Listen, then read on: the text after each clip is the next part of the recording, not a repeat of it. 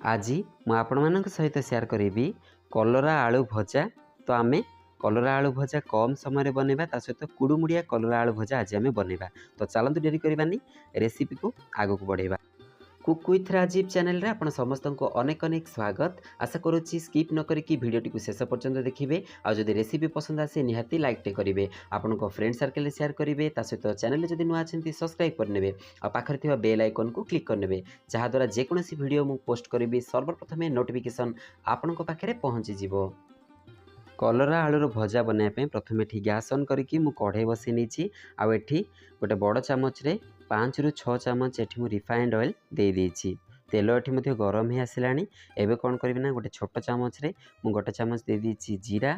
जीरा आमे टिके फुटिया पई दबा। ता सहित सेम चामच रे फुल गोटे चामच मु दे देछि सोरिष। तो एबे आमे जीरा और सोरिष को पूरा भलसे फुटिया पई छाड़ी दबा गोटे 10 सेकेंड पई। गैस जाल लो टू मीडियम फ्लेम रे रखिकी। आ मन रखंतु ए जो भजा आमे बनेबा ताको आमे टिके मोटा कढ़ई नबा, सेटा खड़िया हेकी बनेबा। एटा ध्यान रखिकी आमे बनेबा। एबे एठी कोन करछि ना मीडियम साइज रो दीटा प्याज को पूरा चकी चकी करके मु काटी देथिली पतला पतला करके। तो ताको एठी वर्तमान ऐड कर दोछि। तो जेहेतु मु कलरा और आलू को मध्य आगु राउंड शेप करके काटिकी रखिछि, सेति पई प्याजटा मध्य मु एठी राउंड शेप काटिछि। आपण चाहिले प्याजटा को अलगा जेकोसी शेप रो मध्य काटी दे पारिबे। बास एठी प्याज मु देई सारिछि। एबे गैस रो जाल मु हाई फ्लेम कर नेछि, जेहेतु प्याजटा हमर कुक होबा पई अधिका समय लागिबो। तो हाई फ्लेम रे आको आमे एबे नॉन स्टॉप भाजी चलिबा और पितिपातिया बुले चलिबा। केते भल से एटा एबे भाजी जाउछि देखंतु।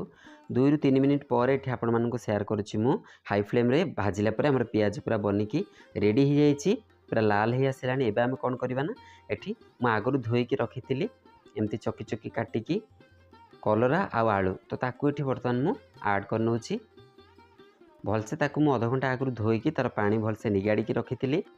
तो एठी कलरा और आलू को वर्तमान मु दे देछि। तो आगुरु ताकू टिके 10 ରୁ 15 मिनिट आगुरु धोईकी रखिथंतु, काहेकि ता पानीटा पूरा छाड़ीबा दरकार। नहले कलरा भजा हमर एमती माने मुदा मुदा हे जाए, तो गोटी गोटी सेटा हबनी। सेति पई कहली तो ध्यान रखिकी सेटा करंतु। ता सहित एबे एठी मु कोन करछि ऐड कला परे हमर मसला सहित ताकू भलसे टिके कसी नउछि। बस एमती तळ उपर करके बस गोटे मिनट पे आमे ताकू टिके एमती भलसे खरड़ी नबा। तापर आमे अन्य मसला सब एठी ऐड करिबा। एठी गोटे मिनट मध्य हेई सारिछि। एबे एठी मु हळदी गुंड वर्तमान नै जाइछि गोटे मीडियम साइज रो चामच रे आधा चामच। तो ताकू एठी वर्तमान दे दोछि। एठी हळदी गुंड वर्तमान मु देई सारिछि। सेम एठी मीडियम साइज रो चामच रे फुल गोटे चामच मु लंका गुंड नै जाइछि। तो हमर कलरा आलू भजाटा एतिकी लंका गुंड पई काफी होछि। टिके स्पाइसी रहिले ही तो खाइबा पई भलो लागे कलरा आलू भजाटा। तापर हमर जेतु एटा खड़िया हे जिवो टिके अधिका लंका गुंड देथिबा। तो आपण जेमिति राग खाइबे सेही हिसाब रे लंका गुंड ऐड करंतु। तापर एबे एठी मु स्वाद अनुसार लूण वर्तमान नै जाइतिली। तो एठी लूण वर्तमान मु ऐड कर नउछि। एटी स्वाद अनुसार वर्तमान लूण मु ऐड कर सारिछि। एबे आमे पुनी कोन करबा ना सब मसला ता सहित कलरा आलू जेमति भलसे लागि जिवो सेमति तळ उपर करके भलसे आमे टिके ताकू भाजी नबा। एठी मु गैस रो जाल लो टू मीडियम फ्लेम रे ही रखिछि। भूल रे भी एठी हाई फ्लेम करंतु नाही, तळपटु लाखि जिवो। आ आरंभ रो आपन को जेमिति कहिछि टिके मोटा कढ़ई एठी यूज करंतु, जेहेतु हमर कलरा आलूटा अधिका समय टिके खड़िया हबो। पतला कढ़ई हेले सेटा जल्दी जळि जिवो, सेति पई मोटा कढ़ई यूज करंतु। बस एठी 2 मिनट पई मु टिके एपट सेपट करके ताकू भलसे भाजी निथिले। आ मसला लूण मते भलसे सब भिजी जाइछि कलरा आ आलू रे।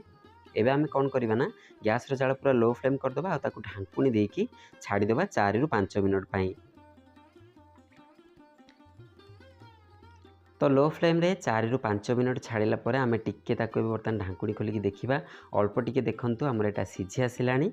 ता सहित हमर हावा रे मध्ये सेटा भलसे टिके सिझी जाए। तो बस 4 ରୁ 5 मिनट पर एठी ढांकुनी खोलिकी मु देखुछि देखंतु जेमति जुकु जुकिया हुए से टाइप रा आसी गलानी। टोटली एठी मु पानी देई नथिली। बस एबे हम कोन करबा आ ढांकुनी ताकू दबानी। हमर एबे हल्का फुल्का एटा सिझी आसिलानी। जदि आपन को कहबी ताहले पाखापाखी 30 टू 40% मध्ये हमर सिझी आसिलानी। तो आकु आमे एबे नॉन स्टॉप खरिया ही करिबा लो टू मीडियम फ्लेम रे रखिकी गैस रो जाल को। बस एठी आउ 4 ରୁ 5 मिनट पर मु गैस रो जाल को मीडियम फ्लेम को आनीथिली। तो तापर एबे आपन को देखुछि देखंतु कढ़ई रे केमति लागुछि मध्य। तो एठी अधा आधी देखंतु हमर खड़िया मध्य हेइछि किछिटा। तो बाकी एमती सब को मध्य हमकु खड़िया करियार अछि।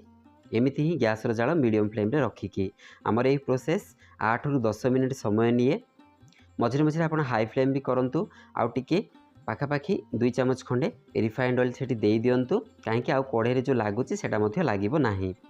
गैस जाल मीडियम फ्लेम रखिकी 7 ରୁ 8 मिनिट आउ भलसे आम खड़िया करदे तो आम कुड़मुड़िया कलरा आलू भजा बनिकी पूरा रेडी हो गला। आपण मैंने मो मेथड एमती भजा बनईकी खातु केमी लगे निश्चित रूप से मो सहित शेयर करूँ कमेंट मध्यम आज रोचे नमस्कार।